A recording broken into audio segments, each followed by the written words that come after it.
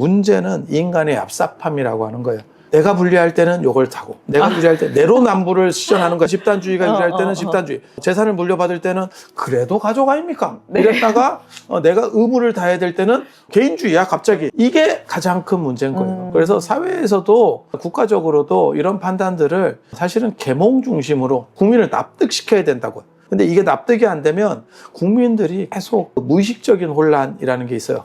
유럽이라든지 전통이 있는 나라들에서는 이런 혼란이 없어요. 아시아에도 일본같이 서구 문화가 들어왔어도 자기 주도적으로 들어오는 나라에는 이런 혼란이 없어. 우리나라는 뭐만 좋다 그러면 그냥 밀어버리고 그걸 넣기 때문에 지금 이런 혼란들이 가중되고 있는 거예요. 그리고 이런 혼란이 가중되면 일단 견디는 힘은 훨씬 강해지고 쉰다는 생각은 사라지게 되는데, 최상은 현재에서 내가 최선을 다한다는 거예요. 그게 유교적인 데서 그런 얘기가 많이 나오거든요. 순간순간에 그냥 최선만 다한다. 이게 연결된 것이 내 삶이다. 그게 최고 가치입니다. 누가 나를 알아주기를 원하는 것도 아니고, 다음 생에 뭘 어떻게 좋게 되기를 원하는 것도 아니고, 그것이 나의 도리이기 때문에 그게 최고 가치고, 그렇게 사는 사람에게는 저는 뭐라고 얘기하는 거냐면, 그렇게 잘 걷는 사람에게는 그림자가 맺히지 않는다. 발자국이 없다. 계속 점으로 찍어가는 거예요. 점으로만. 쉰다라는 게 사실 개인적으로 잘 이해를 못합니다. 그러니까 진짜 쉬고 싶으면 네가 게임에서 나가를 해. 그러니까 무슨 얘기냐면 가시면 됩니다. 가시면 됩니다. 불교에서 수행자 그룹에서의 깨달은 사람은 다 자살이에요. 다 자살이에요. 생사를 초월한 거니까. 더 이상 게임이 재미가 없는 거예요. 그래서 나는 다음 게임, 다음 판으로 넘어가겠습니다. 두 가지 그룹이 있는 거예요. 일반 사람들은 중고등학교를 다니는 거고, 검정고시 팀이 있는 거라니까. 공부를 못해서 검정고시가 아니고, 나는 시간이 너무 아까워. 그러니까 쭉쭉쭉 끝내버릴게. 그냥 1년 만에 해가지고 난 대학 갈래. 끝. 쉬는 것은 사치다라고 하는 게 우리 같은 약간 일중독에 기본적으로 깔려 있고, 일과 쉼을 병진하려고 하는, 자꾸 쉬려고 하는 사람이 쉬는 거나 너는 제대로 아냐라고 물어보신 거예요. 제대로 쉴 줄 안다면 사실 일이 부담스러울지는 않을 거라고 생각합니다. 그러니까 쉬지도 못하고 그냥 도피성인 거지, 쉬었으면 좋겠어. 그래서 막상 용기가 있는 사람 중에 일부가 직장을 때려치고 쉬어. 몇 개월 만에 좀이 쑤셔서 또 무언가를 벌려. 어설프게. 그게 반복되는 거예요. 그거는 쉬는 것도 못하고 일도 못하는 전형적인 안 되는 사람의 수렴입니다. 안 되는 사람들은 대부분 그렇게 살아. 그러면서 나는 할 만큼 했어 라고 말하는 거예요. 할 만큼 했으면 결과값이 나와야지. 안 그러면 네가 스스로 만족하든지. 그러니까 대외적으로 눈에 보이는 뭔가가 변화가 있거나, 스스로가 나는 뭐 아무렇지도 않아, 이게 잘못됐어도 아무 문제가 없어 라고 하는 두 가지 중에 하나는 얻을 수 있어야 돼. 열심히 하는 사람은 그렇다고 생각을 해요. 그리고 나머지는 열심히 하지 않은 사람. 근데 제가 이렇게 말하는 거를 심리상담하는 사람들이 너무 잔인하게 말한대. 번아웃 같은 경우도 목적의식이 불분명해서 번아웃이 생긴다고 생각해요. 유튜브 해보면 압니다. 유튜브 인공지능이 끊임없이 사람을 채찍질해. 노예로 종속시키기 위해서 영상을 뭐 더 올려야 되고 어떻게 해야 되고, 그러면 구독자를 좀 늘려주고 어쩌고저쩌고 계속 이렇게 몰아가는 거거든요. 그 시스템 안에 들어간 사람은, 그 맛을 본 사람은 있잖아요.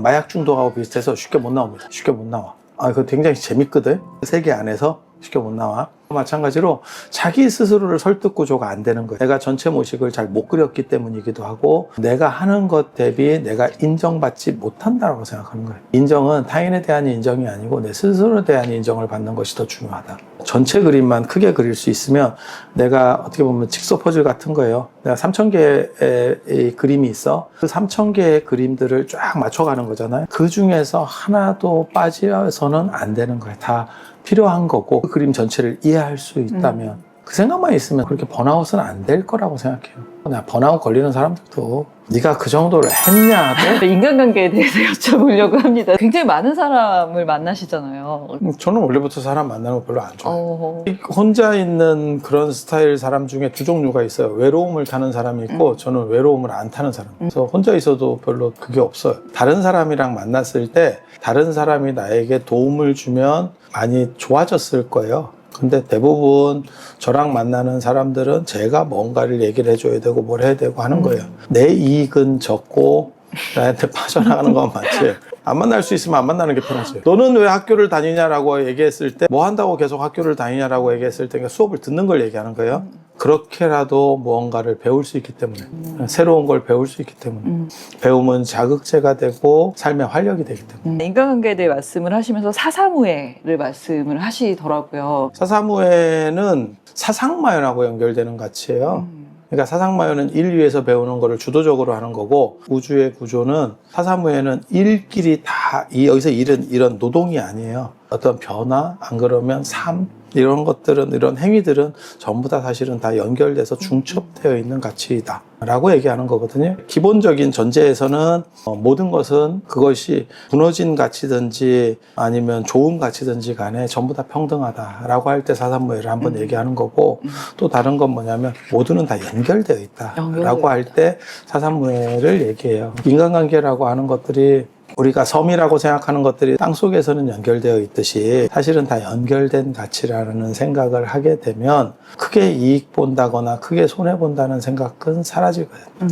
나한테 연결이 안 돼 있다라고 생각하니까 상대에게 잔인하게 할 수 있는 거고 다 연결된 가치다라고 생각을 하면 그러니까 가족이야, 내 자식이야 라고 하면 양보할 여지들이 존재할 수 있겠죠. 기본적으로는 그렇게 얘기하는 거고 그 다음에 불교에서도 불교는 선악으로 완전히 나뉘는 게 아니고 이렇게 계속 바뀌어가는 상황이 계속 바뀐다고 생각하거든요. 너무 잔인하게 하지 말라라고 하는 게 있어요.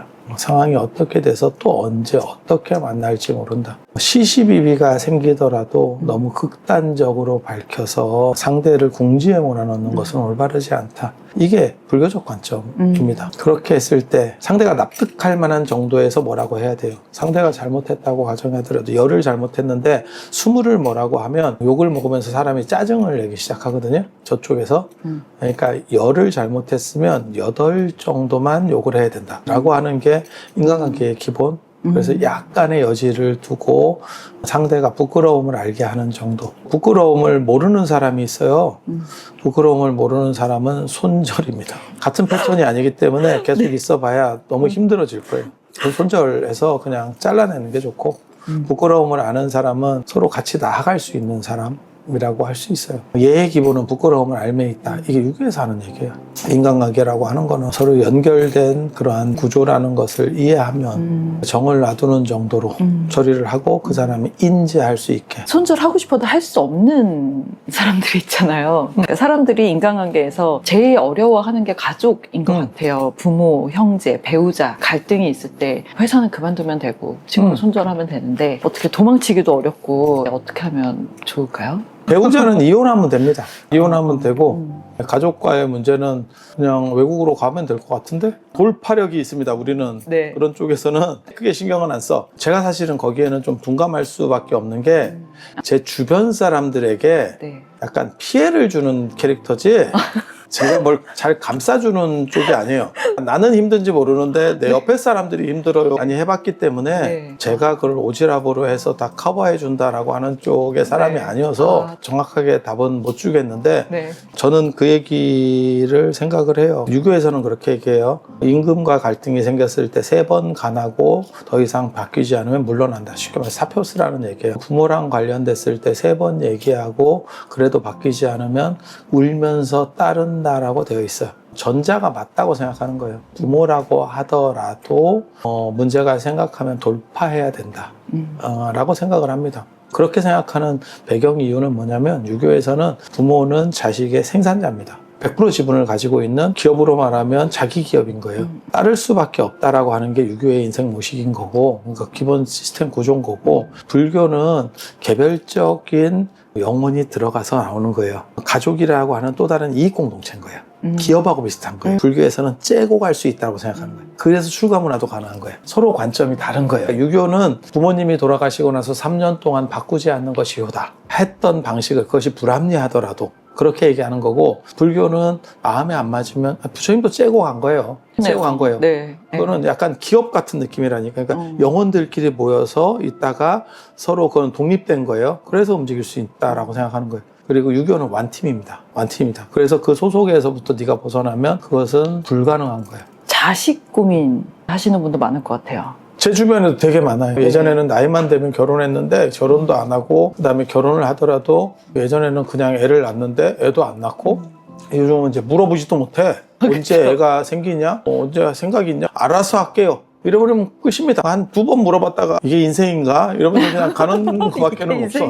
막 속을 끓이시는 분들이 많이 있을 것 같은데 그분들한테 조언을 줄 수 있다면 개인적으로 지금 그런 문제들이 많이 벌어지고 있는데 그 이유는 집단주의 문화 속에 존재하는 부모하고 개인주의 문화 속에 존재하는 자식의 가치관이 달라져서 나타나는 현상이라고 생각해요. 지금 자녀분들은 사실은 개인화된 독방 문화를 썼던 사람이고 지금 부모님들은 대방, 한방에서 막 이렇게 다 살던 문화, 그러니까 집단 문화 속에 있는 거예요. 내 자식을 위한다는 생각에 집단주의적으로 내가 해줄 수 있는 걸 다 해주려고 자식에게 생각을 하는 거야. 근데 자식도 집단주의 구조 속에 존재한다면 그것을 부모의 보살핌, 은혜라고 생각하고 보답을 해야 된다고 생각하는데 자식은 개인주의 문화 속에 있기 때문에 그것은 네가 좋아서 한 거지가 됩니다. 그 덕분에 서로 간에 이게 사인이 안 맞으니까 더 스트레스를 받고 있는 거예요. 그리고 자식은 독립할 때 마치 새가 깃을 고른 뒤에 갑자기 냉정하기 시작해요. 그러면서 집을 떠나게 되거든. 근데 그때 못 떠나면 몸이 비대해지면서 날개가 더 이상 움직이지 않아서 거기서 계속 그러다가 죽을 수밖에 없어요. 그 판단을 해야 되는데 집단주의 구조에서는 농촌사회 예전에 집단주의 구조에서는 그냥 집에서 다 살고 있는 게 미덕이거든요. 그러니까 계속 품에 안에 살고 있고 이렇게 되다 보니까 자식은 그 입장이 살아보면 편해요. 돈도 덜 들고 내가 책임질 일도 없고 40, 50이 돼도 부모가 빨래까지 해줘. 그런 집들도 있어요. 부모가 잘해주는 게 아님을 인지해야 되고 자식은 부모님이 잘해주는 것을 이용한다라고 하기는 좀 그렇고 그것이 문화적인 거다라고 생각을 해서 내가 독립에 대한 의지들을 더 많이 발현시켜야 돼요. 그렇지 않으면 해법은 없다고 생각합니다. 부모가 끊고 가야 돼. 거기에는 부모 책임도 있는 거예요. 부모도 끊어야 되고 자식도 어느 정도는 생각을 해야 되고 그게 안 되면 서로 힘들어지는 거예요. 그 접점은 어느 순간에 떨어져야 될 접점을 놓치게 되면 자식은 날아갈 수 없는 새가 되는 거고 부모는 짐이 되는 거지. 부모 입장에서는 저게 내가 죽으면 어떻게 할 건가라고 하는 눈을 감을 수 없는 상황에 봉착하게 되죠. 그 전에 날아갈 수 있게끔 키워야겠네요. 이거는 제가 보기에는 사회적 문제라고 생각을 해요. 지금 이 사회가 한국이라고 하는 나라가 전통과 현대 서구화된 가치들의 이중 구조가 계속 충돌하고 있어요. 우리 어렸을 때만 해도 애들은 때려서 가르치는 거다. 지금은 애들 때리면 막 절단이 나는 시절인 거야. 이러한 이율이 움직이면 하나의 룰이 움직여야 사회가 안정이 되지 두 가지 잣대가 하나 속에서 계속 우리 어렸을 때는 좌측 통행하다가 지금은 우측 통행하고 왜 우리는 좌측 통행을 했냐? 경국대전이나 이런 데서 그렇게 나와. 좌중심이었기 때문에 우리가 좌의정, 우의정이기 때문에 서열이 좌우라는 개념을 쓴 거예요. 근데 서양 사람들은 오른쪽, 왼쪽이거든요. 우리랑 좌우 개념이 달라요.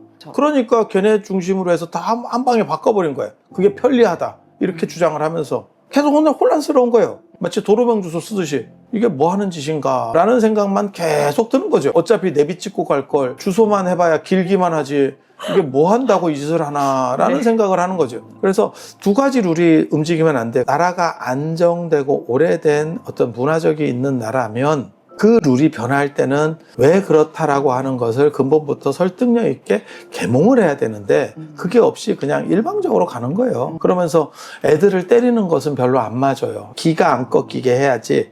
서양식 교육이거든. 왜 그러냐면 하느님이 생명을 부여했기 때문에 이게 다 종교랑 관련되는 거예요. 하느님이 생명을 부여했기 때문에 그 생명은 부모가 때리거나 관여할 권한이 없는 거예요. 그래서 분리시켜서 키우고 자기가 주체적으로 클 수 있게 하고 20살 정도가 되면 걔는 독립돼서 떠날 수 있게 위탁받은 거니까. 신이 위탁 준 거니까. 그래서 때릴 수도 없고 죽일 수도 없는 거예요. 동아시아는 생산이기 때문에 죽여도 죄가 안 됩니다. 자식은 죽여도 내 제품이야. 내 물건이야. 이걸 내가 태운다고 죄가 되는 게 아니야. 그래서 자식을 죽인다거나 아니면 흉년에 자식을 바꿔먹는 경우들도 있고요. 근현대 문학에 보면 그거 있어요. 내 딸내미를 가지고 수전판에서 잡아. 저당 잡혀 자식을. 그걸로 미천을 가지고 노름을 해. 그렇게 가능한 게 소유권이 부모에게 있다고 생각하는 거예요. 그래서 이런 두 가지 룰이 계속 섞여가는데 문제는 인간의 얍삽함이라고 하는 거예요. 내가 불리할 때는 요걸 타고 내가 유리할 때 내로남불을 실현하는 거야. 집단주의가 유리할 때는 집단주의. 재산을 물려받을 때는 그래도 가족 아닙니까? 네. 이랬다가 내가 의무를 다해야 될 때는 개인주의야 갑자기. 이게 가장 큰 문제인 거예요. 그래서 사회에서도 국가적으로도 이런 판단들을 사실은 계몽 중심으로 국민을 납득시켜야 된다고요. 근데 이게 납득이 안 되면 국민들이 계속 무의식적인 혼란이라는 게 있어요. 동일한 거를 다른 룰로 여러 가지 룰들이 교차해 가니까 나중에는 뭐가 있냐면 서로 간섭하지 않는 걸로, 개입하지 않는 게 미덕이에요. 개입 잘못했다가 욕을 먹으니까. 이런 부분들은 사실 국가가 어느 정도 체계는 조금 잡아줘야 된다라고 생각해요. 유럽이라든지 전통이 있는 나라들에서는 이런 혼란이 없어요. 아시아에도 일본같이 서구 문화가 들어왔어도 자기 주도적으로 들어오는 나라에는 이런 혼란이 없어. 우리나라는 뭐만 좋다 그러면 그냥 밀어버리고 그걸 넣기 때문에 지금 이런 혼란들이 가중되고 있는 거예요. 그리고 이런 혼란이 가중되면 불필요한 스트레스가 화가 쌓이는 거예요. 전 국민이 화가 쌓이는 거지. 하나 터지면 갑자기 촛불로 튀어나가는 거예요. 저 불렀습니까? 이러면서 광화문으로 튀어나가는 거예요.